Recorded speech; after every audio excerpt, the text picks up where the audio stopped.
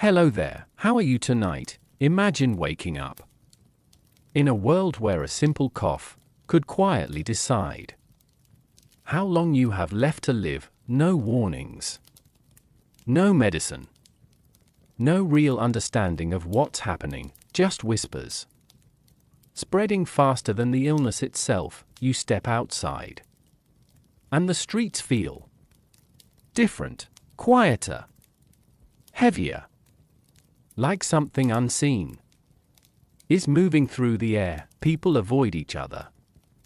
Doors stay closed, and somewhere nearby, a bell rings softly, not to tell the time, but to mark another life that has just ended. And the most unsettling part is, no one knows who might be next. Before we go any deeper into this world, take a moment to gently like the video. Subscribe if you enjoy these quiet journeys, and let me know in the comments where you're watching from tonight. It's always strangely comforting seeing how these calm stories connect people from so many different places. Now, let's step slowly into the silence of a world touched by the Black Death. At first, nothing feels wrong. The morning air is cool, drifting softly through narrow streets lined with timber-framed homes. The world moves at a familiar pace. Bakers open their shutters, the faint smell of warm bread slipping into the streets. Mingling with damp stone and wood smoke, a cart rolls slowly over uneven ground, its wooden wheels creaking in a rhythm people have heard all their lives.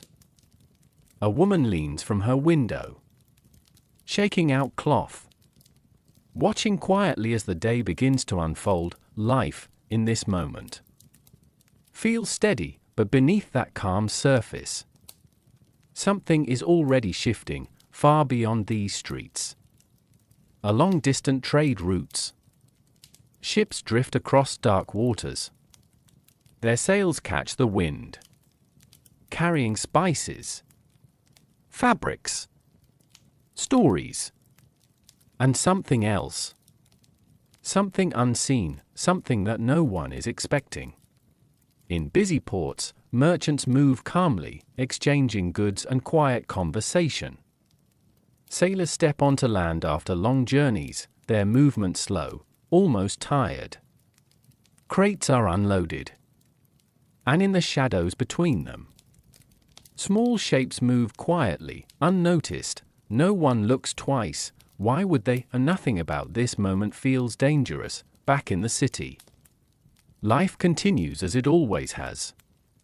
Children wander through narrow alleys, their soft laughter echoing gently between stone walls.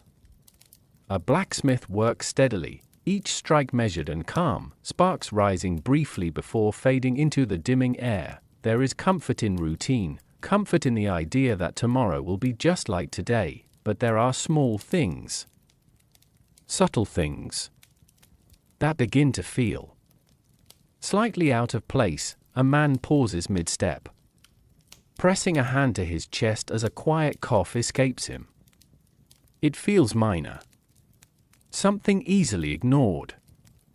He takes a breath and continues on his way. A nearby shop remains closed longer than usual, the wooden door unmoving, the sign hanging still.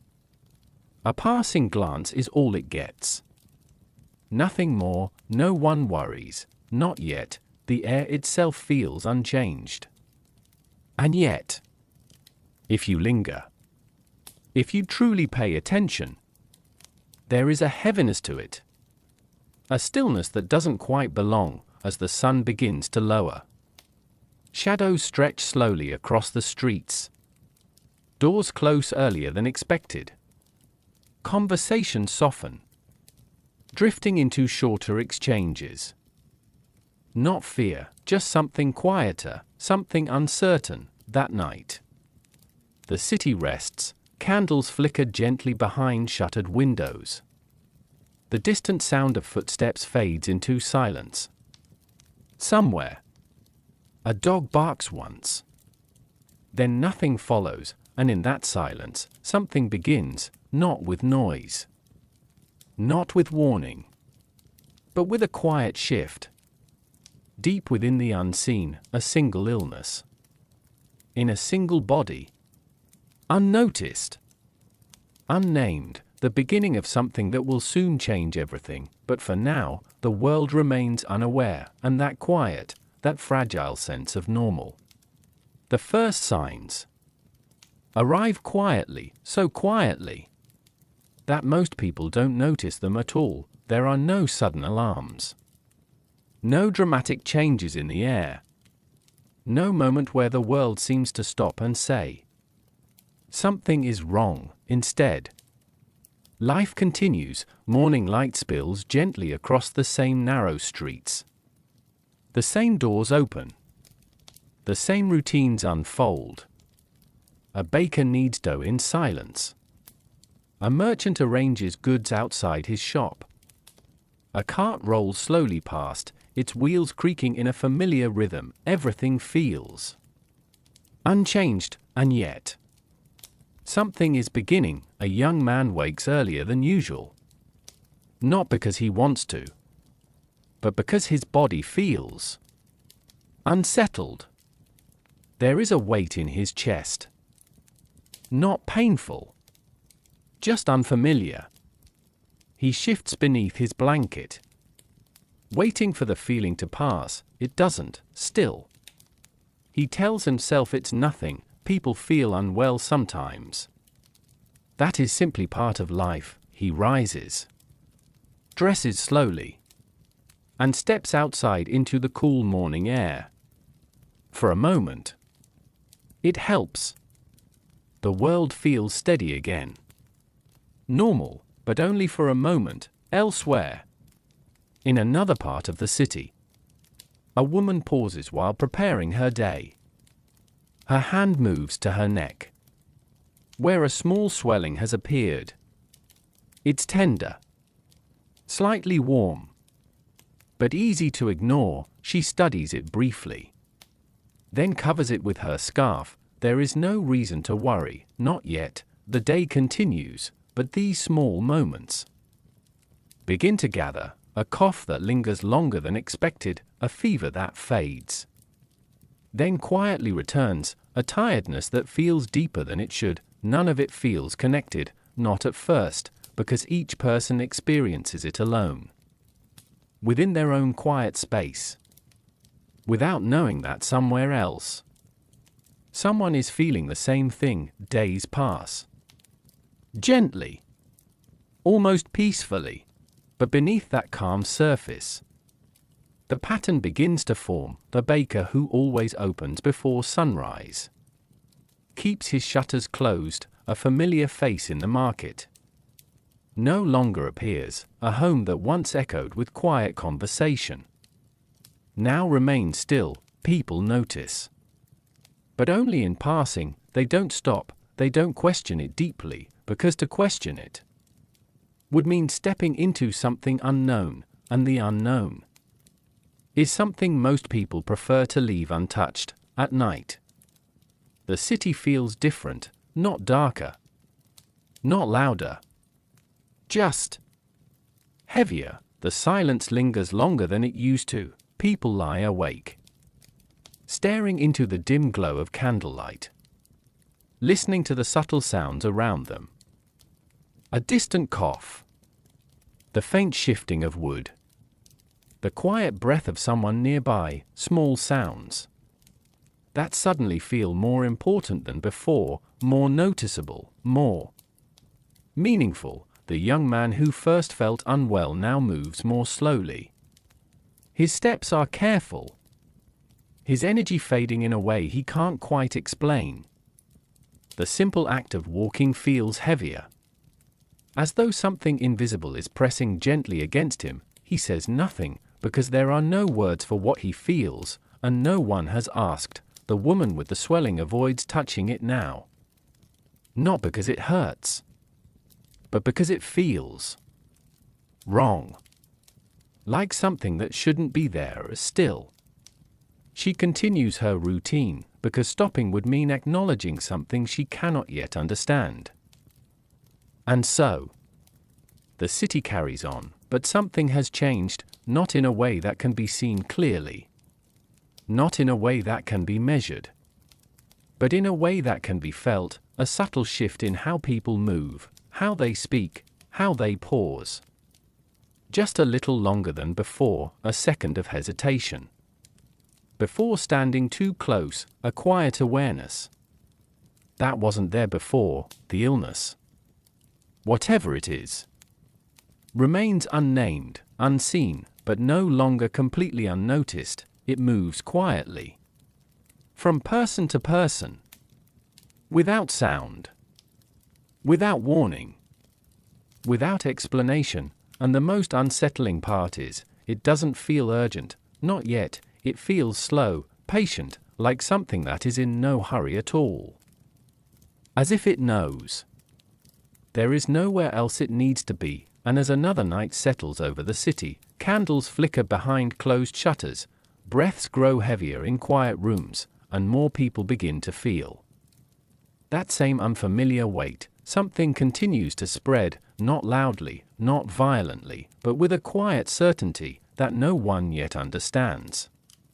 At first, it is not the illness that spreads the fastest, but the whispers. They move quietly, slipping between conversations, carried in lowered voices and uncertain glances. No one speaks loudly about it. Not yet. But the idea begins to take shape. Fragile and unclear, something is wrong. No one can say exactly what it is, but everyone, in their own quiet way, begins to feel it in the marketplace. Voices soften. Conversations pause more often than they used to. A question lingers in the air, unspoken. As people exchange brief looks before turning away, a merchant leans closer to a familiar customer. His voice barely above a breath. They say, "Someone fell ill near the southern road." The customer nods slowly, as if they've already heard something similar somewhere else, because these stories are beginning to repeat, not exactly the same, but close enough. A traveler arrives with news of a distant town where people have grown suddenly weak. Another claims that ships have brought something strange from across the sea, something that no one can explain, and somewhere in the quiet corners of the city, someone suggests something far more unsettling, that this is not just illness, that it is something meant to happen, a punishment, a sign. No one knows whether to believe it, but the thought, once spoken, does not easily fade. The streets feel different now. Not empty, not silent, but quieter in a way that feels intentional. People move carefully, not rushing, not gathering too closely. There is space between them. More than before, more than necessary. A door closes as someone approaches. Not abruptly, not rudely. Just earlier than expected, windows remain open. But the figures behind them stay farther back, watching without being seen. There is no panic, only awareness, an awareness changes everything. A man walks through the street. His pace steady, but his eyes shift more than they used to. He notices things now. Small things he once ignored, a cough that lasts too long, a face that looks slightly more tired than yesterday, a silence where there should be sound. None of it confirms anything, but together it begins to feel like a pattern. At night, the whispers grow stronger, not louder, but more frequent. Inside dimly lit homes, families speak quietly among themselves. Words are chosen carefully, as if saying too much might make something real. I heard it spreads quickly. No, not quickly. Just quietly. And what happens when someone gets it?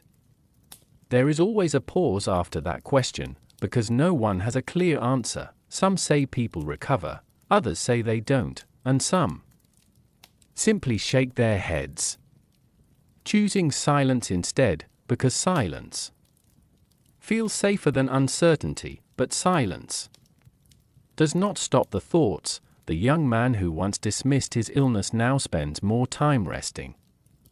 His strength fades in slow, almost unnoticeable ways. He listens to the whispers. Even if they are never spoken directly to him, he begins to wonder, not out of fear, but out of quiet curiosity, could this be the same thing across the city?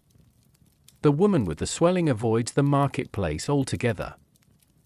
Not because she has been told to, but because something inside her suggests it, a quiet instinct, a gentle pull toward distance. She watches the world from her window now, observing rather than participating, and what she sees feels different. People no longer move as one, they move carefully, separately, as though the invisible space between them has become something important, something necessary. Days continue to pass, the rhythm of life remains, but it no longer feels as steady as it once did. It wavers, just slightly, like a candle flame, disturbed by a movement that cannot be seen. The illness still has no name, no clear origin, no visible path, and that is what unsettles people the most, because something that cannot be seen, cannot be easily avoided, and something that cannot be understood, cannot be controlled. The whispers, once uncertain, begin to carry more weight. They are no longer just stories, they are possibilities, and possibilities have a way of becoming real when enough people begin to believe them. As another evening settles over the city, the air feels heavier than before.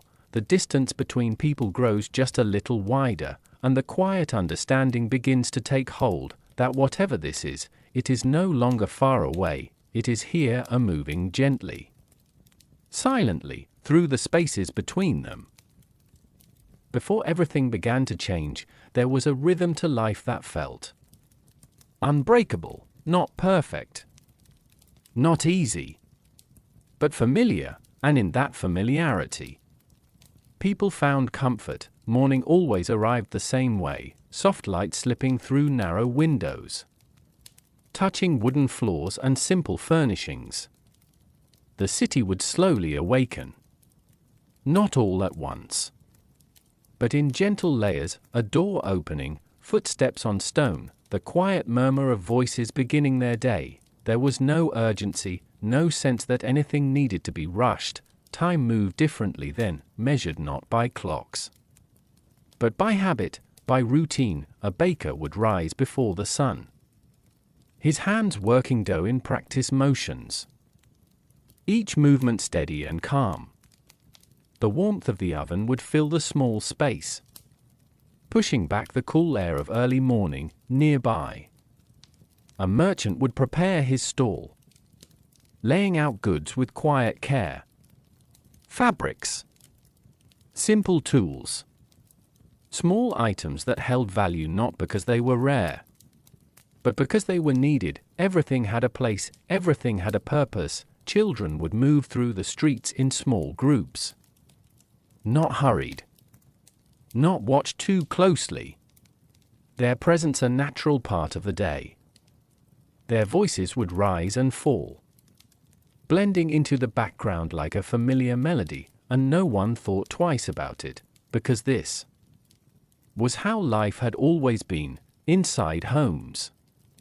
The atmosphere was quiet, steady. Families gathered in shared spaces, speaking softly, moving through small routines that connected one moment to the next. Preparing meals, mending clothing, sitting in comfortable silence. There was no need for constant words. The presence of others was enough. Evenings brought a different kind of calm as the sun lowered. The light softened, stretching shadows across the streets. People returned to their homes. Not out of fear, but because the day had simply come to its natural end. Candles were lit, doors were closed, and the outside world gently faded away. There was safety in that separation, a feeling that within those walls, everything remained as it should be, beyond the city. The world felt distant, news traveled slowly, carried by travelers, merchants, or the occasional letter. Whatever happened far away felt exactly that, far away, unconnected, unimportant to daily life, and so people focused on what was in front of them, the present moment, the simple certainty that tomorrow would follow the same path as today. There were illnesses, of course, there always had been, but they were familiar, understood in the limited ways people could understand them. A fever, a cough, something that came and went. Part of the natural cycle of life, not something that changed everything, not something that reshaped the world, and because of that, there was no reason to imagine anything different, no reason to prepare, no reason to question life. Simply continued, steady, predictable, certain, but now, as the whispers begin to grow, as the small signs start to gather, this memory of normal life becomes something else, something softer, something distant. Like a dream that is slowly fading, people begin to notice it. Not in the moment, but in reflection, a quiet realization that things no longer feel the same, that something has shifted, even if they cannot yet explain how. The baker still rises early, the merchant still opens his stall, children still walk through the streets, but there is a subtle difference now, a pause where there wasn't one before, a thought that lingers just a little longer, as if somewhere deep beneath the surface, they are beginning to understand that this rhythm, this steady, familiar way of life, is more fragile than they ever believed, and that once it begins to change, it may never return to what it once was. At first, it is barely noticeable. A street that once held 10 people now holds 8, a marketplace that once felt full now feels spacious, not empty, just quieter. The change doesn't happen all at once, it unfolds slowly. So slowly that most people cannot point to the exact moment when things began to feel different, but they do feel it, a subtle absence, the kind that lingers at the edge of awareness. Morning arrives as it always has, but something is missing. The baker opens his shutters, yet fewer people pass by. The warm scent of bread still drifts into the street, but it travels farther now, as if there is more space for it to move, more silence to fill. A merchant stands beside his stall, waiting. His goods are arranged just as carefully as before, but fewer hands reach for them. Fewer voices ask questions. Transactions become shorter, quieter, less certain. Across the street, a door remains closed, not for an hour, not for a morning, but for days. No explanation, no message, just stillness. People notice, of course they do, but they do not speak of it openly. Instead, they carry the observation quietly, storing it alongside others. Another closed door, another familiar face. No longer seen, another space where something used to be. The streets begin to stretch. What once felt narrow now feels wider. What once felt busy now feels open. Footsteps echo more clearly against stone. Voices carry farther, yet are used less often, and in that growing quiet, something else begins to take shape. Awareness, not panic, not fear, just a quiet understanding that something is changing. A woman walks through the street, her pace steady, but her eyes searching. She notices the gaps now, the spaces between people, the absence of movement where there once was life. She adjusts her path slightly, choosing a route with fewer passers-by and not consciously, just naturally. Elsewhere, a man pauses before entering a shop. He hesitates, just for a moment, before stepping inside. The space feels different, larger, emptier, quieter than he remembers. The shopkeeper greets him. But the exchange is brief. There is less to say, less comfort in lingering. Even the sounds of the city begin to fade. The steady rhythm of carts becomes less frequent. The distant hum of conversation softens. Laughter, once scattered throughout the day, becomes rare, not gone, just quieter, as though the city itself is holding its breath. At dusk, the change feels more noticeable. People return home earlier now. Doors close before the light has fully faded. Windows dim sooner. The transition from day to night happens faster. More abruptly, the outside world empties, not completely, but enough to feel it, enough to notice. A lone figure walks down a street that would once have been full. Their footsteps echo softly, uninterrupted. The buildings stand the same, unchanged. But the life within them feels distant, hidden, withdrawn, and in that quiet, the mind begins to wander. Where have they gone? Why haven't they returned? No one asks directly, because the answers, whatever they may be, feel too uncertain, too heavy. Instead, people adapt. They move less, speak less, stay closer to home, not out of instruction, but instinct, a natural response to something they cannot see, but can no longer ignore. The city, once alive with constant motion, begins to slow, not suddenly, not dramatically, but steadily, like a fading echo, each day. A little quieter than the last, each night. A little heavier, and as the spaces between people continue to grow, as the streets stretch further into silence, one quiet thought begins to settle into the minds of those who remain. This is not temporary. This is not something that will simply pass. This is the beginning of something larger, something that is slowly, gently, taking hold, and as another day comes to an end, the streets grow still once more, not empty, but no longer full. At first, it is not fear in the way people expect. It does not arrive suddenly. It does not announce itself. It does not overwhelm the mind all at once. Instead, it settles quietly, like a thought that lingers a little longer than it should, a feeling that doesn't fully leave. The streets are already quieter now. But something else has changed. People no longer just notice the silence, they begin to interpret it. A closed door is no longer just a closed door. It becomes a question. A missing face is no longer just absence. It becomes a possibility, and possibilities have a way of growing. A man walks through the market, his eyes moving more than his feet. He observes everything now.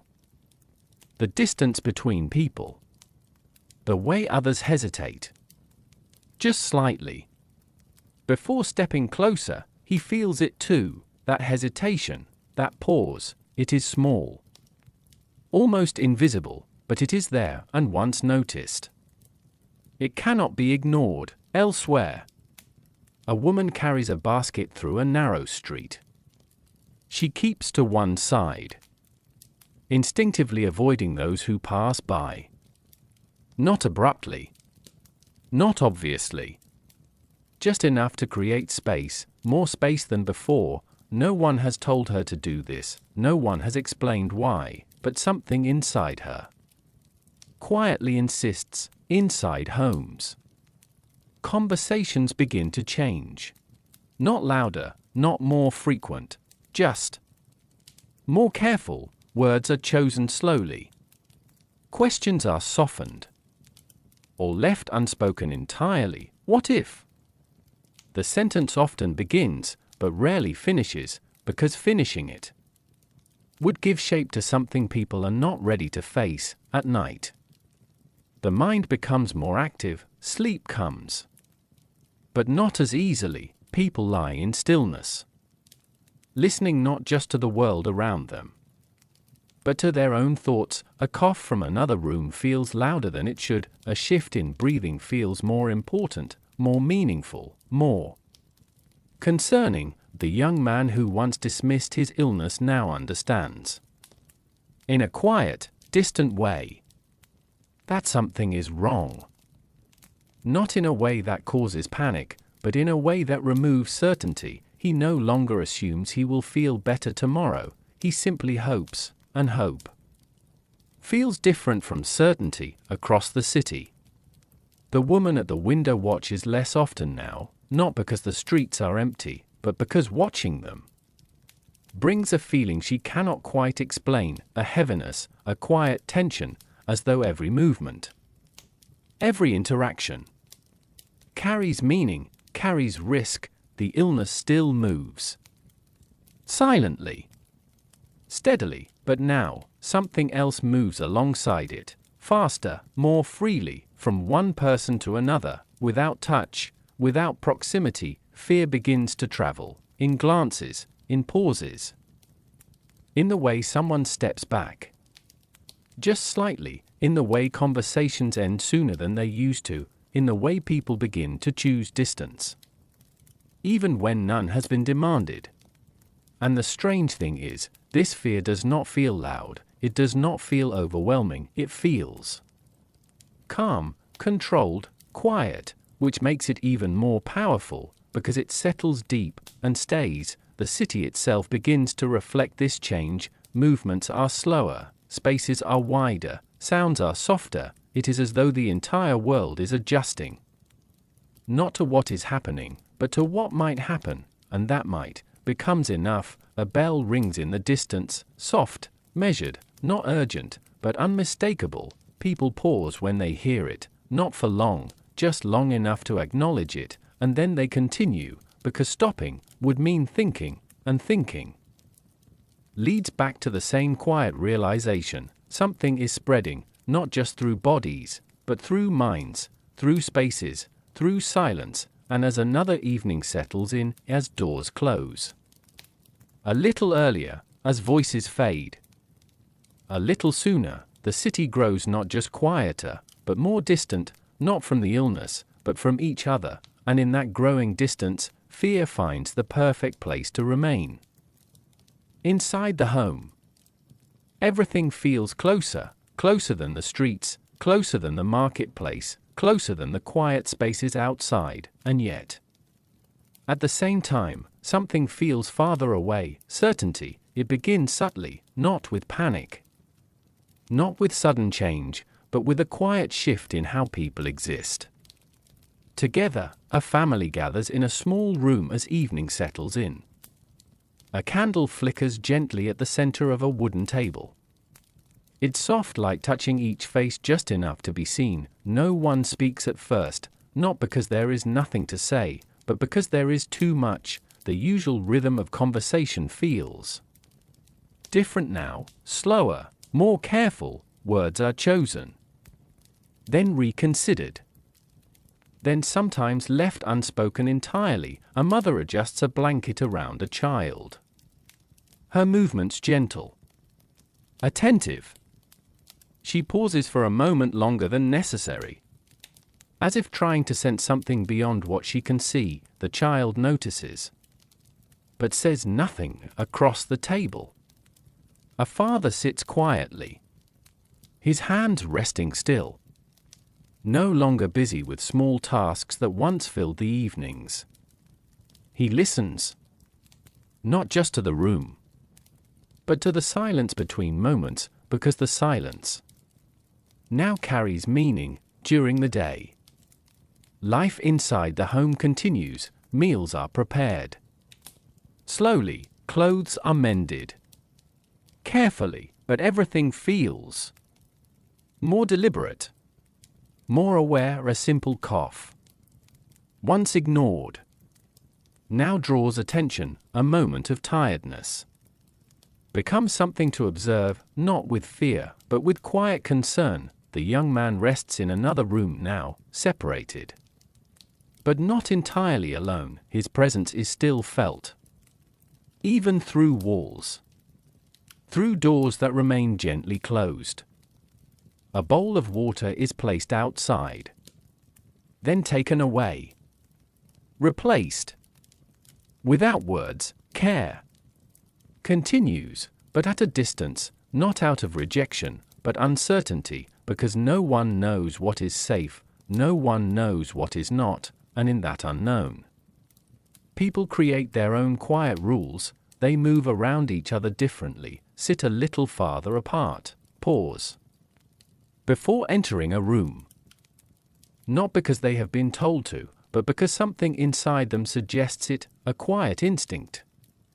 Guiding behavior in the absence of understanding. At night, the home becomes even more still. The sounds are softer now, footsteps are lighter, voices are lower. It is as though everyone is trying not to disturb something that cannot be seen. The woman who once watched from the window now spends more time inside, not by force, but by feeling. The outside world no longer offers comfort, it offers questions, and inside, even with uncertainty, there is at least a sense of closeness, even if that closeness has changed. A child lies awake, listening, not for anything specific, just listening, to breathing, to movement, to the quiet presence of others, because in a time where so much feels unclear, simply knowing someone else is nearby feels important, but even that carries a new kind of weight, because presence also brings possibility, and possibility has begun to feel uncertain.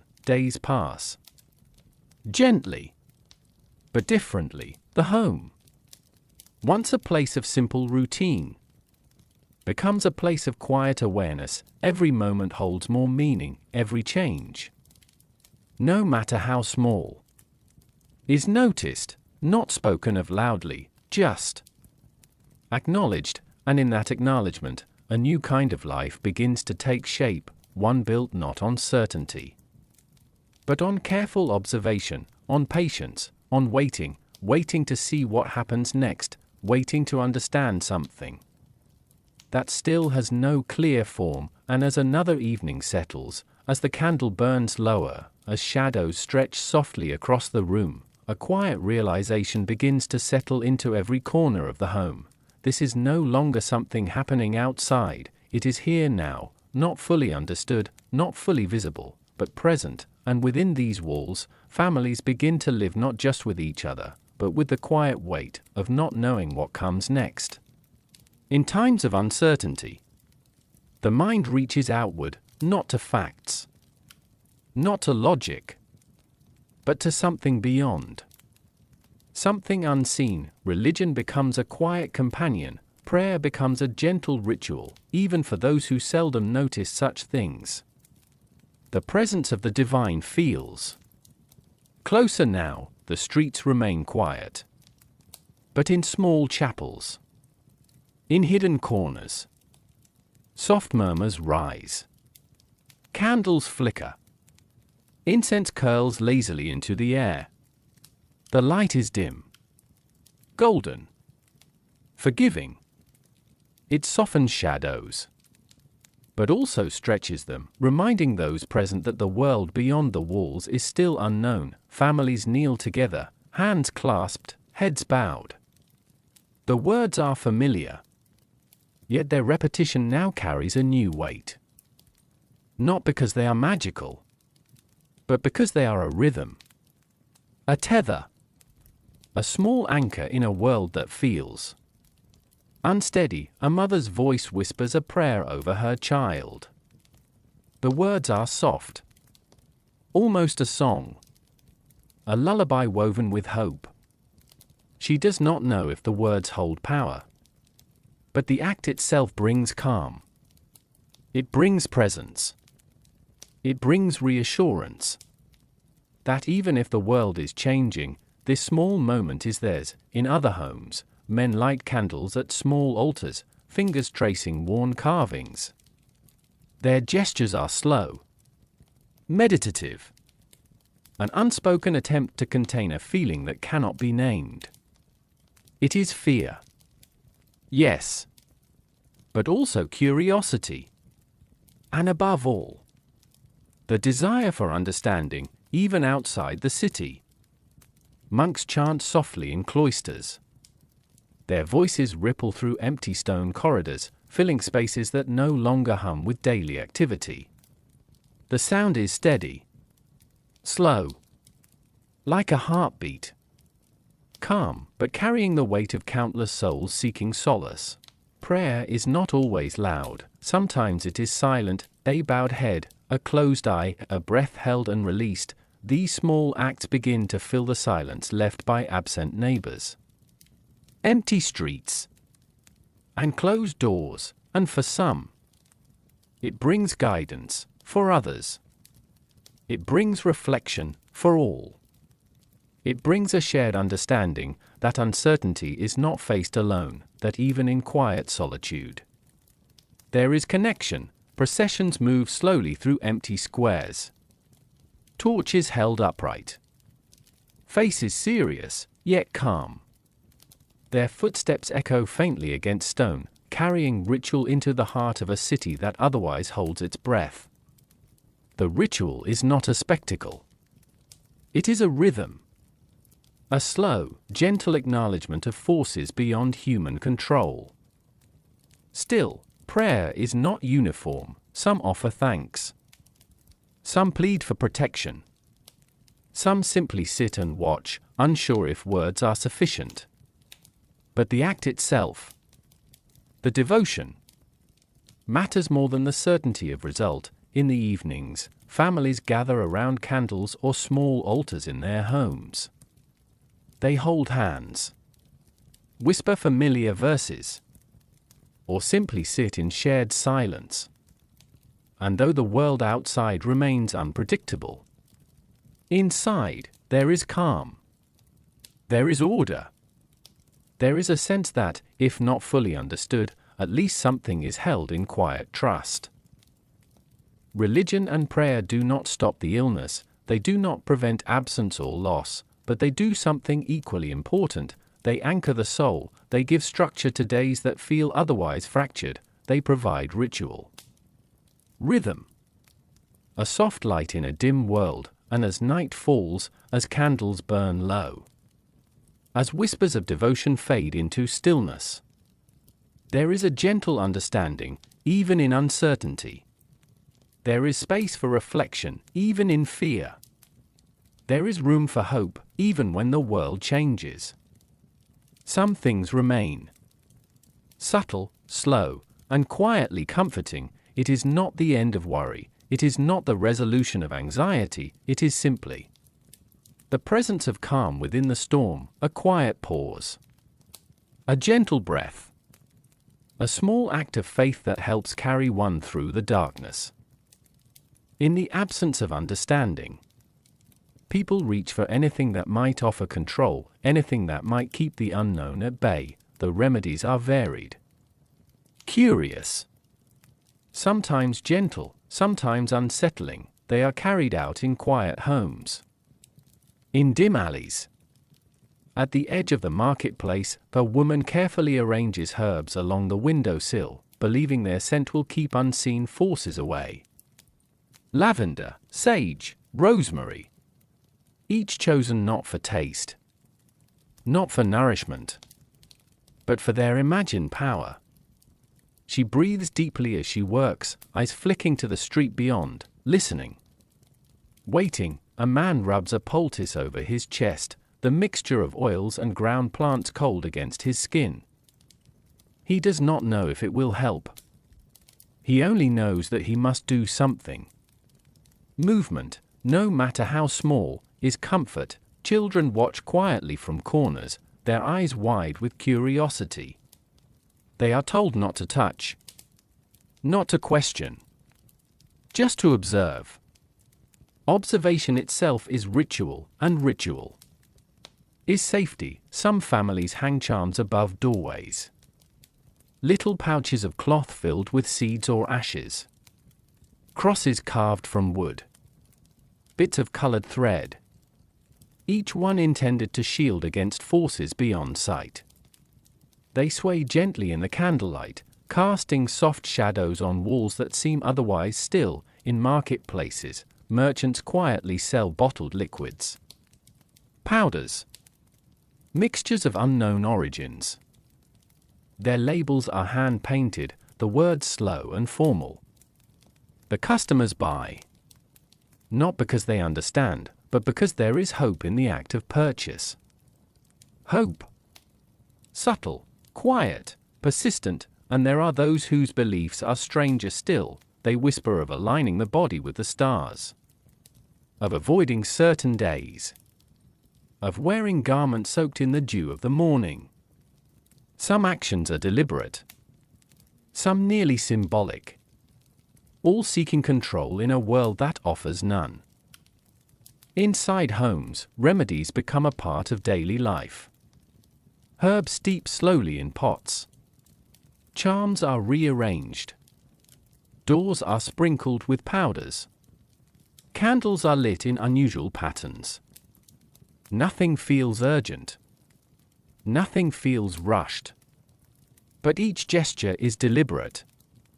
Each is a quiet defiance against uncertainty, yet even as people act, even as remedies are carefully prepared, there is an understanding that these acts are small, fragile, sometimes ineffective, and yet, that small act, that deliberate movement, brings something the illness cannot take: calm, focus, connection, even if fleeting, and sometimes the belief itself is enough. The young boy watching from the window sees his parents working with meticulous care.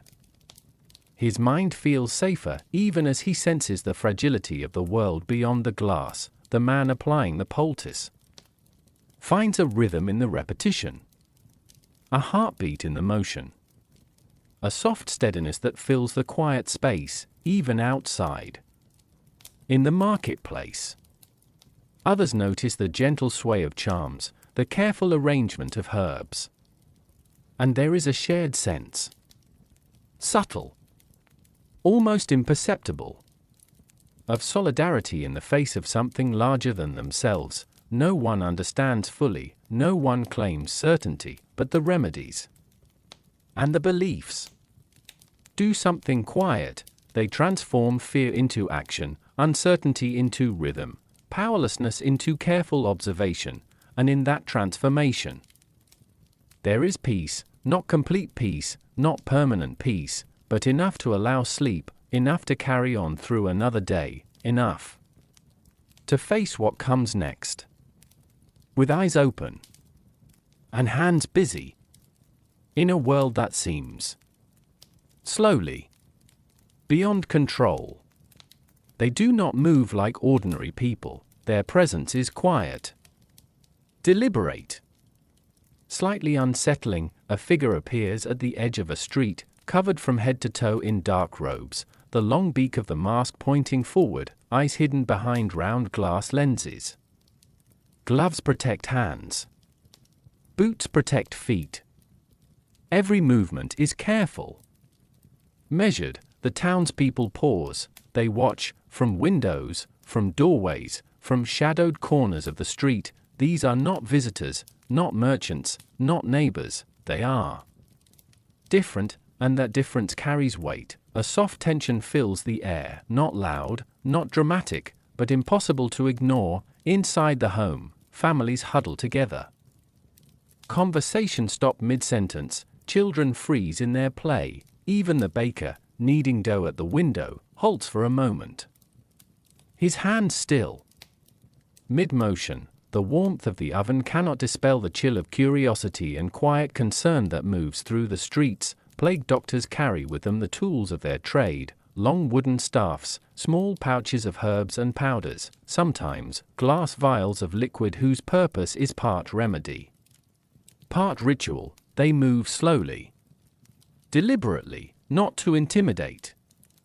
Not to frighten, but because the work they do requires precision, care, and distance. They enter homes where the sick are found, doors creak open, a careful examination is performed. Hands gloved and faces hidden, words are few, gestures deliberate, a quiet professionalism that feels alien. Almost ceremonial. Outside, the people watch, learning by observation, wondering by inference, some feel relief. Seeing someone brave the unseen threat, others feel dread. The very presence of the doctor a reminder of danger close enough to touch, yet life continues, slowly, carefully, families retreat behind their doors. Streets empty further. Yet the rhythm persists, the plague doctors are a quiet symbol, a mixture of fear and hope, a reminder that the illness exists. And that something is being done, even if the outcome is unknown. In the marketplace, whispers begin, stories of what they do. Where they go. Who they have seen, children listen wide-eyed, adults exchange cautious glances. Evenings bring their return, through the streets they move, cloaked and deliberate, heading back to whatever hidden place is their rest. The flicker of torchlight dances across the beaked masks, stretching shadows along the cobblestones. Inside the home, families breathe again. Slowly. Carefully, the reminder of uncertainty has passed. For now, yet the tension lingers. Subtle, quiet, a presence in every corner. People do not always understand the methods of the plague doctors, but their arrival is a milestone, a small, slow acknowledgement that the invisible threat has taken shape, and that someone, somewhere, is trying to meet it, and so the city shifts, a little quieter. A little more careful, a little more observant. Even as the fear continues to travel faster than the disease itself, there is a thread of calm, a rhythm in their careful steps, a small, measured hope, woven quietly into the tapestry of a city under shadow. The door closes softly behind you, a lock clicks, the outside world disappears. Inside, everything is smaller, closer, heavier. The air feels different, thicker, warm, yet tinged with something else. An unspoken awareness of vulnerability. A mother sits in the corner, hands resting gently on her knees. Her eyes are drawn constantly to the child in the next room. The child coughs softly, not loud. Not alarming, but enough to cause her gaze to linger. To sharpen.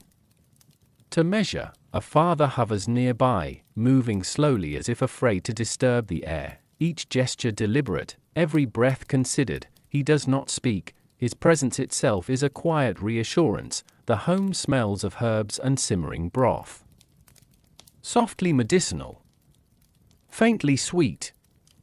A smell meant to comfort, to protect, and to signal vigilance. Every object has a purpose now, every corner holds meaning. A small wooden table holds bowls, a flickering candle, and a cloth carefully laid out with remedies. No one touches them without thought. Each use is deliberate, each gesture part ritual, part care, part silent hope. Outside the window, the street is still, empty. The quiet hum of the city is distant, softened by walls and glass. Inside, the rhythm of life is slowed. Measured. Careful. Footsteps are lighter, voices are softer. Even movement seems restrained. Respectful. Aware. In one room, a child sleeps fitfully. Shifting under blankets, the mother adjusts the fabric with care, smoothing it without haste, her hand lingering just enough to offer comfort. She hums a low, gentle melody. More instinct than intent, it carries across the room like a soft shield. A quiet declaration that they are present, that they are here. And that for now, they remain. In another corner, the father prepares a small herbal poultice. He crushes leaves with deliberate precision, his hand steady, his mind focused. It is not enough to cure. Perhaps it is not meant to cure, it is meant to care, to act, to create a rhythm of presence against the uncertainty pressing in from beyond the walls. Even the air seems aware of the illness, silent. Still. carrying attention that rests on every surface, every shadow, every corner. Time becomes elastic, minutes stretch, hours fold quietly into one another. The world outside continues. But inside, it is measured in small gestures, in careful observation, in the quiet pulse of life that refuses to stop. And yet, in all this quiet attention, there is not panic, not despair, not noise, only awareness, a soft, steady understanding of what is present, of what is fragile, of what can be nurtured, a cough, a pause, a glance, a hand placed gently on a shoulder. These small moments, these quiet interactions, they become everything. The home itself feels like a living thing, walls that contain, floors that support, shadows that watch without judgment. Even the furniture holds meaning, the table, the chairs, the hearth, silent witnesses to the daily ritual of presence, care, and cautious hope. And as the candle burns low, as shadows stretch and deepen, as night settles over the home and the city beyond, there is a gentle realization that echoes quietly in the hearts of those within. This is not just survival, it is attention, it is care, it is the quiet act of being present, even when the world outside cannot be controlled. And in that quiet, there is life, fragile, tentative, and yet undeniably alive. A bell rings, soft, measured, distant, not harsh, not urgent, just present. The sound rolls over the empty streets like a slow wave. It moves through alleys, across rooftops, curling into windows and doorways. People pause, not in fear, not in panic, but in recognition. Each toll carries meaning. A life has ended, another has been claimed by the unseen, a quiet acknowledgement. Not dramatic, not chaotic, simply factual. From the windows of a dimly lit home, a family listens. The mother tilts her head slightly. The father closes his eyes. The child shifts under blankets. They do not need words. The sound speaks for them all. Outside, streets are empty. Shadows stretch under the dim light of dusk. Doors remain closed, windows shuttered, yet the bell continues, slow, deliberate, almost ceremonial. It marks the rhythm of mortality, a quiet cadence in a world that seems otherwise frozen. In the marketplace, merchants pause mid-motion, heads slightly bowed. Even the wind seems softer, careful, respectful of the sound that travels unhurriedly through stone and wood. A lone figure walking along a street lifts a gloved hand to his chest. He is not mourning yet, he is not fearful yet, he is aware. The bell reminds everyone that life is fragile, that presence is temporary, that time, however slow, is still moving. In small chapels, the bell's echo mixes with whispered prayers. Candles flicker in rhythm with its tolls. The light seems softer, more forgiving, more contemplative. Families sit quietly, listening to the pattern. A subtle connection forms among them, not through words, but through shared acknowledgement of what cannot be seen. And as the night deepens, the bell continues, a distant companion, a gentle, solemn teacher, reminding all who hear it that life is measured, not in noise or activity, but in quiet, subtle, and infinitely precious moments. In this slow, deliberate marking of time, people find stillness, reflection, even a strange comfort. The bell is not just a harbinger, it is rhythm, it is continuity, it is the soft, unspoken agreement that though life is fragile, it persists, even as the city holds its breath, waiting, watching, adjusting. The bell moves steadily forward, soft, measured, eternal in its quiet insistence, and in its echo, people feel something they cannot define, a calm acceptance, a gentle awareness that life and its passing are part of a rhythm that continues, beyond fear, beyond chaos, beyond the silence. The streets are quieter now, not empty, Exactly, but hushed in a way that makes every sound feel more deliberate, more significant. The bell continues to toll, its soft echo weaving through the city, a reminder of lives ended, of moments past, and beyond the windows. Beyond the shuttered doors, another layer of life has taken shape: burial, not as ceremony, not as spectacle, but as a solemn rhythm. A practical necessity, and, at the same time, a quiet meditation on mortality. Mass graves are prepared in the outskirts, fields are chosen with care. As much as possible, shovels break earth that has never been touched, revealing soil that smells of rain and clay. Teams work silently, deliberately, their hands moving in unison, each body placed with care. Even if speed is required, each gesture precise, almost ritualistic. Acknowledging the life that once was, families watch from afar. Some kneel quietly at the edges, some whisper prayers softly, others simply breathe, allowing the reality to settle into their bones. Inside homes, the living feel the presence of absence. A chair sits empty, a bed remains untouched, a pair of shoes gathers dust in the corner, and yet, life continues in measured ways. Cooking, cleaning, tending to the young, small rituals persist. Almost defiantly, as though each act of care is a way to resist despair, the graveyards themselves take on a rhythm. Rows upon rows of shallow pits, each marked with simple wooden crosses or stones, their uniformity strangely comforting, a quiet order in a world that seems otherwise unsteady. Workers pause to wipe sweat from their brows, their shadows long in the afternoon light. Even the sun seems softer here. Muted, respectful, casting gentle warmth over bodies already laid to rest. In some homes, candles are lit for the departed, their soft glow a small vigil against the darkness. The smoke rises lazily, curling into the still air, carrying the scent of remembrance, of hope, of life persisting beyond death. Children hear stories quietly, whispered accounts of loved ones lost, of neighbors past, the weight of knowledge settling gently into their understanding, not terrifying, but inevitable. Even in mass graves, there is care, a careful arrangement of bodies, a soft covering of earth, a final gesture that marks presence. Respect. Acknowledgement. The city continues to breathe, its rhythm altered. Slower. Quieter, but still alive. The living and the dead share a space now.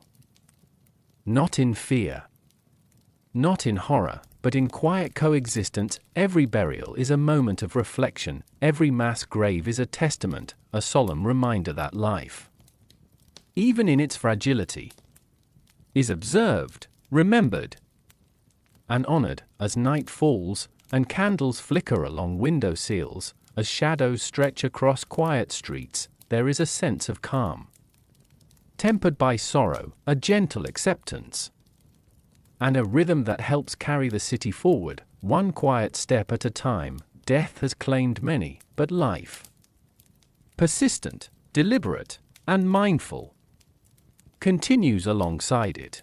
The streets are not empty, they are not completely silent, yet a quiet loneliness hangs over every corner, every doorway, every market stall. People move slowly, deliberately, keeping distance from one another. Conversations are hushed, gestures minimized. The familiar city rhythm, once loud, chaotic, alive, has softened into a muted whisper. Neighbors avoid eye contact, friends nod briefly. From across the street, children peek through windows at friends they cannot reach. The market remains, but it is different. Stalls stand with goods carefully arranged, untouched by the rush of buyers. Merchants lean against posts, waiting for footsteps that never come. The usual noise of haggling, laughter, gossip, has faded into absence. Inside homes, the loneliness feels sharper. A single candle flickers on a windowsill, illuminating empty chairs.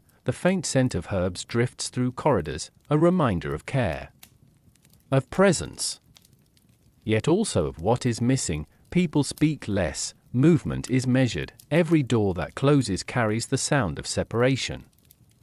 A subtle punctuation of isolation. Even in families, the dynamic changes, rooms are divided for safety, meals are quiet, hands do not touch as often, the warmth of shared presence is still there. But restrained. Cautious. Distant, the city itself feels aware, stone walls seem heavier, alleyways narrower, shadows stretch longer. Curling around corners where footsteps used to echo, in this softened environment, the mind turns inward, thoughts drift, memories surface, the quiet offers space. But also emphasizes absence. A baker kneads dough alone in a dimly lit kitchen, the repetition of motion brings calm. A rhythm in the midst of emptiness, yet even as he works, he senses the space around him. The absence of neighbors, of voices, of shared laughter, on the rooftops, birds fly quietly across a muted sky, their movement is free. A small contrast to the careful, restricted life below, the city watches them. And perhaps envies the simplicity of their isolation, even the sound of footsteps becomes notable, a distant clatter echoes down the street, a reminder that others exist. That life persists, yet still separated by invisible barriers of fear and caution, even as people remain physically close in this crowded city. There is an emotional distance that stretches further than any street or wall, a subtle, pervasive solitude that touches every heart, and yet, in that solitude, there is reflection, awareness, the ability to notice the small things. The quiet acts of care. The gentle persistence of life even when it seems distant. The city, though lonely, is not devoid of life, it is present. Aware. Careful, and in that quiet attention. There is resilience, a slow, steady heartbeat beneath the muted chaos of absence. As night falls, windows glow softly, each one a private sphere of life. Shadows stretch across streets. Empty, yet full of quiet stories, loneliness becomes a shared experience. A subtle thread connecting everyone who remains. It is not despair, it is awareness, it is reflection, it is the city breathing slowly. Softly. Waiting. Surviving, even in a crowded city. Loneliness finds its place, but so does hope. Subtle, quiet, unhurried. The city's rhythm, once familiar, begins to falter. The sun rises as it always has, spilling warm light over cobblestones and tiled roofs, yet the streets feel hollow. Shops that once thrived with chatter and clattering pans are now shuttered. A bell tolls in the distance, marking another day, another absence. Yet the sound feels less like routine now and more like a soft lament carried over rooftops. In the marketplace, baskets of fruit sit untouched, their colors muted under the soft haze of morning light. A merchant adjusts a tilted stand, hands trembling ever so slightly, then steps back. He waits. He always waits. But for what? The footsteps that once brought customers no longer echo through the square. Children who used to chase each other past the stalls have vanished behind shuttered doors. Even the stray cats seem absent, leaving only the whisper of wind across empty carts. Inside homes, the same quiet persists. Meals are prepared not in joy, but as ritual. Bread is broken and stew stirred, yet few sit to eat together. Families once intertwined with laughter and conversation now move in separate spaces, each room a solitary chamber. Footsteps echo, doors close gently, and the weight of presence is felt in measured silence. Every movement is intentional, deliberate, cautious. The craftspeople who once filled streets with song and skill, blacksmiths hammering molten iron, weavers threading delicate patterns. Potters shaping clay with nimble fingers, now work alone. Their hands move with precision, their eyes focused, but the energy that once fueled their craft seems drained. The air smells faintly of smoke and earth, of fire and clay, but the vibrancy has faded. Even the warmth of the forges feels distant, swallowed by a quiet that stretches into every corner. In the churches, rituals continue, but not with the same fervor. Priests move slowly down aisles lined with empty pews, murmuring prayers under soft candlelight. The walls seem to absorb their voices, stretching the sound into corners where no one listens. The faithful who do attend sit apart, heads bowed, eyes wary, hands clasped tightly together, as if holding onto a fragment of life that has become fragile. Even hymns are softened, careful, restrained, a whisper of devotion rather than a celebration of it. Children, too, have learned the new cadence of life. Their play is quieter, more cautious. Games that once spilled into streets now unfold in small rooms, confined spaces where laughter is subdued. Every cough is noticed. Every glance is measured. They grow up knowing that a shadow hangs over every moment, that even in the warmth of a family home, the world beyond the walls carries a silent weight. Food, too, changes its rhythm. Markets are sparse, deliveries delayed or abandoned entirely. Bakers rise early, yet their ovens warm mostly empty kitchens. Farmers leave fields untended, or tend only enough to survive, the slow rhythm of the harvest punctuated by the soft tread of isolation. The city smells differently now, more earth than spice, more smoke than scent of bread, but life continues, stubbornly, quietly, deliberately. Even the rivers and wells feel different. Water once celebrated for its clarity and abundance now carries the echo of absence. Fishermen, fewer and cautious, leave their nets tangled on the banks. Rowboats drift silently, unoccupied, across glassy surfaces, reflecting skies muted by soft morning haze. The hum of life is present, yet faint, as though the city itself is holding its breath. And so the collapse of daily life is not sudden, not chaotic, but gradual, creeping into every moment. It is seen in the careful avoidance of neighbors, the cautious whisper of conversation, the softened footsteps on empty streets. It is felt in homes where light filters through dust-fine air, settling on worn wooden floors, in kitchens where pots simmer for one rather than many, in the eyes of people who move deliberately, trying to protect themselves and those around them. The city has not stopped. It continues to exist. But its heartbeat has slowed. Its pulse is subtle, measured, deliberate. And in that slowed rhythm, there is both fragility and resilience. Life persists, yes, but in new forms, quieter. Smaller, more contained, yet undeniably alive, even as shops close, even as bells toll for the departed, even as silence fills once vibrant streets, there is a rhythm in the stillness. A careful choreography of survival. The collapse of daily life does not mean the end, it is a transformation, a soft slowing of time, a meditation on what it means to live in a world where uncertainty has become the only certainty, and as dusk falls, casting long shadows across empty streets, the city breathes slowly. Candles flicker in windows, soft light spilling onto cobblestones, shadows stretching like gentle fingers. Life continues in measured increments, a meal prepared, a floor swept, a prayer whispered. A child tucked into bed. The collapse is real. Yet within it exists persistence. Within silence, a subtle insistence of living, even in the quietest moments, even when the city seems suspended, the world moves on. And within each careful, deliberate action, the people remember that life, fragile though it may be, endures. The plague has passed. Or perhaps it has simply moved onward. Those who remain are few, and yet their presence is heavy with unspoken histories. Every face in the street tells a story, lines etched by fear, by loss, by endurance. Eyes carry the weight of what they have seen, empty streets, silent marketplaces, houses where laughter once existed now echoing only memories. A survivor walks slowly along a cobblestone street, careful not to disturb the quiet.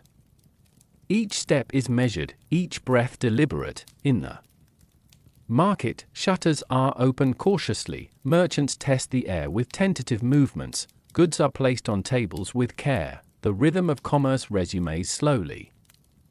Gently. Almost as a quiet promise rather than an expectation, inside homes, survivors tend to their own children who have endured, perhaps the only remaining members of their households, cling to the small routines that offer comfort. Meals are prepared, clothes are washed, a single candle is lit, not for ceremony, but to preserve a flicker of normalcy. Stories emerge in whispers, and sometimes aloud, in the quiet hours of dusk. A man recounts how he found his neighbor after days of silence, a small smile still touching his lips. A woman remembers the child who slept through the worst of the fever, waking to a world changed but still hers to inhabit. These stories are not triumphant. They are not loud, they are quiet testimonies to endurance, to presence, to survival in its gentlest form. Survivors carry the knowledge of absence, the imprint of what has passed. They do not speak of numbers or statistics, they speak of faces, of moments, of the strange beauty that persists even in grief. A candle flickers on a windowsill, a child laughs softly, drawing a small circle in the dust on a wooden table. The sound is fragile, tentative, yet undeniably alive. It is a quiet rebellion against the silence that once dominated the city. Neighbors begin to meet again, softly, a cautious nod across the street, a shared loaf of bread passed from one hand to another. These gestures are small, seemingly insignificant, yet they are profound. They mark the beginning of reconnection, of tentative trust, of the slow rebuilding of human rhythm. Even as the city bears the scars of absence, there is renewal. A tree blooms in a courtyard, a fountain trickles water, no longer dry. The wind moves gently through alleys, carrying the faint smell of bread, of herbs, of life resuming its careful course. Survivors learn to notice the small things, the way sunlight warms a wooden floor, the gentle patter of rain on a roof, the sound of a friend's voice, soft and familiar. And in these small observations, a quiet resilience emerges, not loud or boastful, not celebratory, simply present, simply human. As evening falls, survivors gather where they feel safest, perhaps in homes, perhaps near the fountains, perhaps under the soft glow of lamps. They share stories, they remember those who were lost, they laugh softly, they cry softly, they breathe together, acknowledging the fragility of life and the persistence of hope. The plague has reshaped the city, it has reshaped its people, but life, quiet, measured, tentative, continues. Each survivor carries both loss and endurance, every gesture, every careful step, every whispered story. A testament to the human capacity to persist, to notice, to care, to live. Even after the world has felt its heaviest silence, and as night descends, stars faintly reflected in the darkened windows, there is a stillness. Not of despair, but of reflection, a pause in the world's rhythm that allows memory and presence to coexist. And in that pause, in that quiet, the survivors' stories are written, small, gentle, and enduring, like a soft heartbeat beneath the city's slow, careful rhythm. The city wakes slowly, but the streets are different now. The familiar hum of life has shifted, rearranged itself in ways that were once unthinkable. The plague has passed, yet its presence lingers, not in the streets, not in the markets, not in the houses, but in the way people move, speak, and live. Life has been diminished, compressed, and yet something new emerges from the quiet remnants. Merchants who once struggled for attention now find space to thrive. A stall that previously went unnoticed now attracts curious eyes. Goods that once sold slowly are taken quickly. A scarcity has changed both value and demand. Even the simplest of wares, a loaf of bread, a spool of thread, a jar of honey, carries meaning beyond utility. Laborious and peasants move with a new awareness. Fewer hands are available, yet the work must continue. Those who remain are suddenly indispensable, their efforts recognized, their presence necessary. Hierarchy shifts in subtle but profound ways. Noble households feel the change. 2. They are quieter now, their grand halls often empty. They rely more heavily on those who remain, the cooks, the servants, the artisans, whose work has become central to survival. Respect is quietly redistributed, earned not by birth alone but by the persistence of effort, the reliability of presence. Families, fractured by loss, rebuild cautiously. Children take on roles their parents once held, siblings care for each other in ways previously unimagined. The old structures of dependency have softened. What remains is adaptability, resilience, and quiet authority born from necessity. The streets themselves reflect the new rhythm. Shops are fewer, but activity is steadier, deliberate. Windows open with cautious greeting rather than hurried chatter. The city breathes slowly, measured, aware. Every movement is a negotiation between caution and the gentle resurgence of life. Even the church feels the shift. Priests continue their ministrations, yet the congregation is smaller, more intimate. The laity, having faced mortality more closely than ever before, speak less of tradition and more of practicality. Faith endures, but it is quieter, softer, integrated into daily survival rather than ceremonial display. Marriages and alliances form differently now, with fewer families intact. Unions are pragmatic as much as affectionate. Communities reorganize around those who remain, and roles once dictated by heritage are now determined by skill, care, and reliability. The social map is redrawn quietly, almost imperceptibly, as if the city itself gently guides its people toward balance in the aftermath of upheaval. The rhythm of trade, labor, and social interaction has slowed, yet there is a subtle richness to this new order. Relationships are measured, trust is carefully built, every word and gesture carries weight, and every act of cooperation feels significant, almost sacred. Even the young notice the difference. They learn quickly which paths are safe, which people can be relied upon. Games evolve into structured activities that teach responsibility and awareness. Education, where it survives, focuses as much on practical skills as on tradition. The next generation grows not in ignorance, but in attentive understanding of life's fragility and the importance of deliberate action. In the evening, the city glows softly. Lanterns flicker along streets that are neither crowded nor empty. Neighbors greet each other with small gestures, measured smiles, nods that convey more than words could. The subtle acknowledgement of survival creates connection, even amidst loss. The social order is quieter now, less ostentatious, but more resilient, more aware, more deliberate. The plague has left its mark, undeniable and permanent. But from its shadow emerges a structure born of necessity, care, and shared endurance. Old hierarchies fall away, new responsibilities are assumed, communities are reorganized, not by decree, but by the quiet insistence of life itself. And as night settles over the rooftops, the city feels like a living organism, moving carefully, deliberately. It breathes slowly, learning, adjusting. The changing social order is not dramatic or forceful. It is quiet, subtle, and deliberate, a testament to humanity's ability to adapt, survive, and endure even after the deepest shadow has passed. The people, having witnessed fragility firsthand, now navigate a world that demands awareness, cooperation, and quiet attentiveness. Life continues, measured, intentional, and profoundly human. The air feels lighter, not free of loss. Not yet.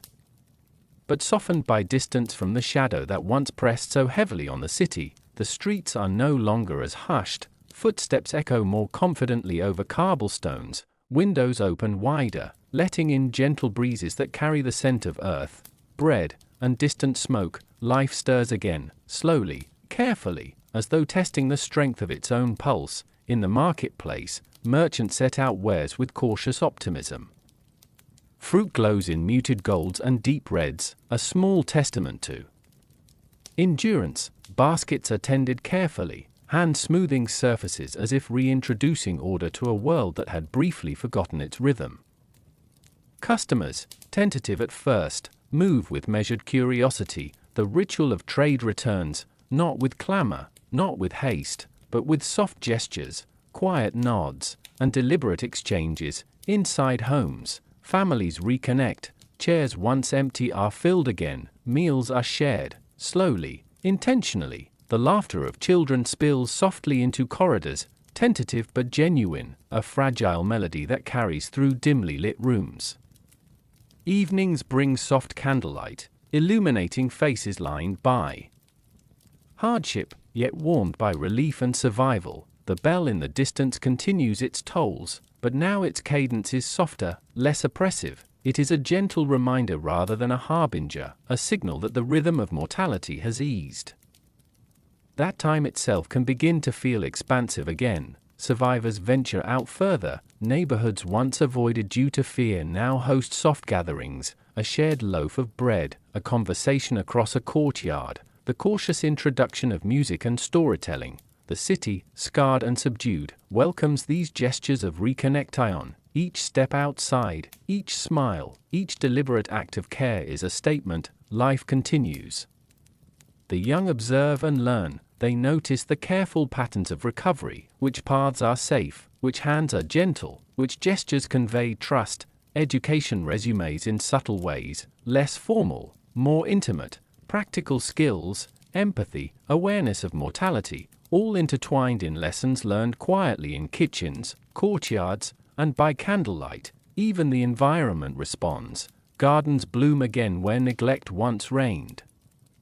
Rivers sparkle under sunlight, carrying reflections of a sky no longer muted by despair. Birds return, their wings cutting soft arcs over rooftops, and their song, once absent, fills alleys and squares with gentle rhythm. The social order, too, continues to adjust. Those who endured find new influence. Roles once defined by birth or tradition now rely on reliability, skill, and care. A balance emerges, subtle and deliberate, as if the city itself orchestrates its own recovery. Communities find cohesion not through force or decree, but through shared endurance and quiet understanding. Faith, though tested, persists. Priests offer prayers with softer gestures. Communities gather more intimately, and rituals are carried out with gentleness and reflection. The divine, once a distant abstraction, now feels intertwined with survival, present in soft candlelight, whispered blessings, and measured acts of compassion. Yet the memory of loss lingers. Empty homes, quiet streets, and the absent echo of voices remind survivors that fragility is never forgotten. It shapes each interaction, each careful step, each shared smile. The city breathes in reflection, learning to balance caution with freedom, remembrance with renewal. Evenings bring a subtle serenity. Lanterns glow in muted patterns along streets, soft shadows stretch over walls and rooftops, and the gentle hum of life resumes at a pace that is quiet but persistent. Survivors pause to appreciate small moments, the warmth of a hearth, the sound of laughter, the scent of bread cooling on a windowsill. The plague's shadow has receded, but its lessons remain. People carry patience, careful observation, and a deeper understanding of connection and resilience. Life is slower, more deliberate, more attentive to each gesture, each interaction, each heartbeat, and as night falls, the city rests under soft moonlight. Windows reflect stars, candles flicker in modest homes, footsteps echo softly over cobblestones. The plague has begun to fade, yet the world it shaped persists. The rhythm of recovery is subtle, patient, gentle, yet undeniably present. A city scarred, a people transformed, a life renewed in careful increments. Even as darkness settles, there is a soft, persistent pulse beneath it all, the quiet insistence of life returning. Softly, deliberately, almost imperceptibly, yet undeniably enduring. The city breathes differently now. Streets that were once crowded, then silent, now move with measured steps, deliberate gestures, and quiet acknowledgement of fragility. Life continues, but the rhythm is forever changed, slower, softer, more attentive. Survivors navigate spaces scarred by absence. Homes remain empty where families once lived, yet life persists in those who remain. The echo of laughter, once lost, returns gently. as if testing the strength of memory against the permanence of loss. Every door opened, every window drawn, carries weight, every smile is intentional, every gesture matters. Merchants who survived find themselves in new positions of quiet authority. Their trade, once mundane, now carries significance. They influence what passes through streets and markets, shaping the ebb and flow of life in subtle ways. A loaf of bread, a bolt of cloth, a jar of honey. These objects are not mere commodities but symbols of continuity, care, and resilience. The laborious, too, have shifted. Fewer hands remain to till fields, mend roofs, and craft goods, yet those hands are recognized, appreciated. An essential hierarchy adjusts not by decree, but by necessity. Skill, reliability, and endurance redefine social value. The city has learned to honor the quiet work of survival. In homes, the mundane tasks that once felt ordinary now carry quiet reverence. A mother folding laundry, a father repairing a door, a child carrying water. Each act is both ordinary and extraordinary, a testament to persistence in a world that has been unkind. Rituals of care, preparing meals, tending fires, sharing stories, remain the backbone of continuity, and the people move through them with gentle mindfulness. Even the architecture of the city seems different. Buildings show signs of repair, of resilience. Walls are patched, roofs restored, gardens replanted. The passage of time and the memory of loss have reshaped each corner. The environment itself carries subtle reminders: a window left ajar, a gate repaired with care, a fountain cleaned and flowing once again. Religion and faith continue to play a quiet role. Communities gather, but the practice is intimate, reflective, and deeply personal. Hymns are soft, prayers measured. The divine is not absent. It is felt in acts of care, in gestures of connection, in shared recognition of survival and endurance. The spiritual rhythm mirrors the physical rhythm, subtle, deliberate, gentle. The young, who grew up in the shadow of loss, inherit a world forever altered. Their understanding of mortality, connection, and responsibility shapes daily life. Games, lessons, and routines are imbued with awareness. They learn to move carefully, speak thoughtfully, and observe quietly. The city's future, while uncertain, is guided by a generation attuned to fragility and resilience alike. Even nature participates in this transformation. Trees bloom carefully, gardens flourish, rivers sparkle, and birds sing across rooftops. The environment mirrors the human adaptation, a reminder that renewal is always slow, deliberate, and patient. Sunlight and shadow create a muted palette over streets and courtyards, reflecting both loss and recovery, grief and hope. Commerce, labor, faith, and family. Each area of life bears the mark of the plague, yet from this scarred soil emerges a subtle harmony. Connections are more intentional, trust is measured, yet stronger. People appreciate small joys, deliberate interactions, and quiet gestures of care. Evenings bring a reflective serenity. Lanterns glow along cobblestones, casting soft shadows on buildings patched with care. Windows are alive with warm candlelight, illuminating the lives within. The streets are no longer silent, nor are they frantic. They move in a calm, deliberate cadence, echoing the lessons of survival. The world has been altered forever. Loss lingers in empty homes, quiet gardens, and cautious smiles, yet continuity endures. Life persists, careful, deliberate, attentive. The city breathes softly, carrying memory and hope intertwined. As night falls, stars emerge in the dark sky, mirrored in windows and puddles. The city rests under a gentle veil of reflection. People breathe, whisper, remember, and dream. The world is irrevocably changed, yet resilient.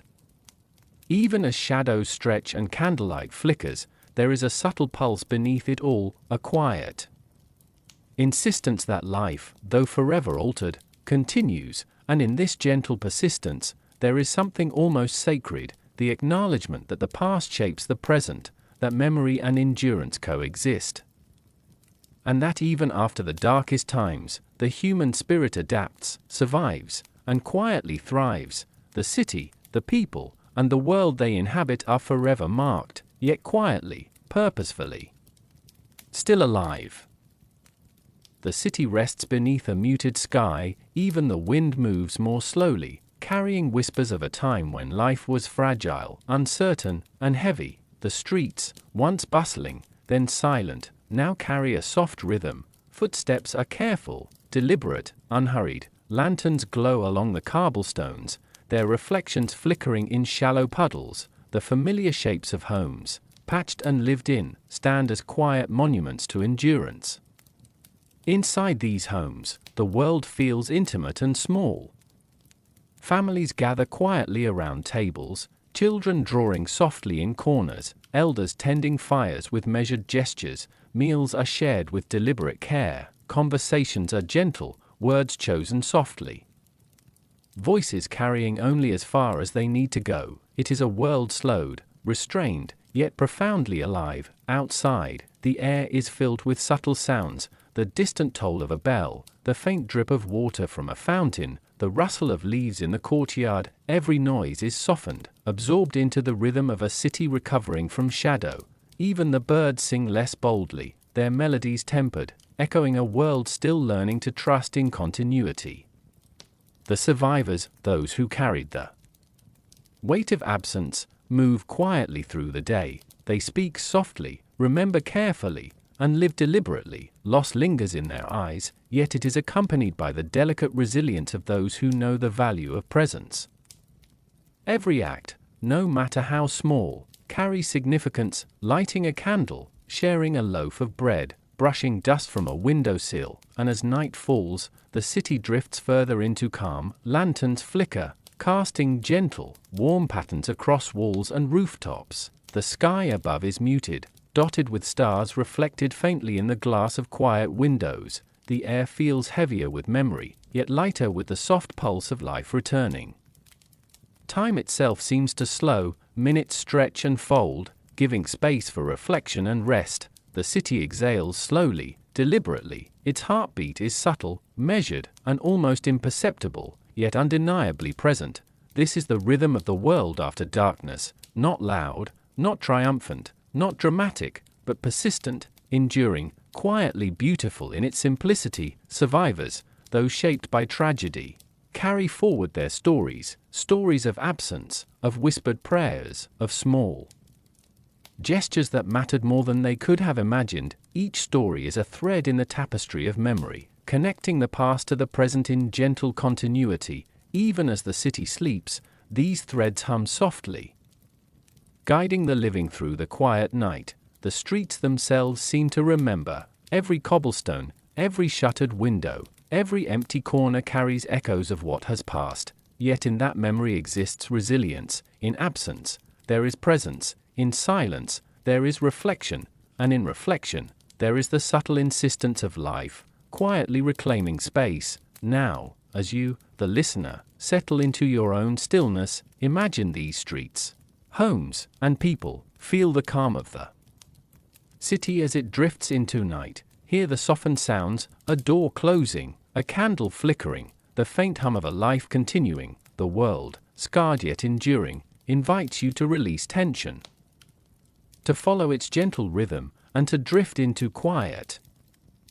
The Black Death has ended, yet its echoes remain, not as terror, not as panic, not as drama, but as memory, as lesson, as quiet meditation on fragility, endurance, and the human capacity to adapt. It lingers in the soft glow of windows, in the gentle sway of trees, in the faint shimmer of water in fountains and rivers, and as sleep begins to carry you away, allow the world to slow even further. Breathe in the calm of a city softened by time, breathe out the tension of the day. Let your mind wander gently through empty streets, patched homes, glowing lanterns, and flickering fires. Life endures, even in silence, it whispers, even in absence, it persists, and as your eyelids grow heavy, imagine the pulse beneath it all, soft, subtle, deliberate. The world has changed, you have witnessed it, slowly, quietly, through the stories of those who survived, and though you return to your own reality, perhaps it feels a little slower, a little softer, a little more attentive to presence and care. Sleep now. Drift into the gentle cadence of the night. The city sleeps, the survivors rest, and the world softly, deliberately, continues, and somewhere in the quiet, perhaps there is a faint question lingering, barely audible. What other stories, hidden in shadow and silence, await to be discovered? When the world drifts again into stillness, the silence is not empty, it is waiting. It is listening, and it is softly eternal. Good night.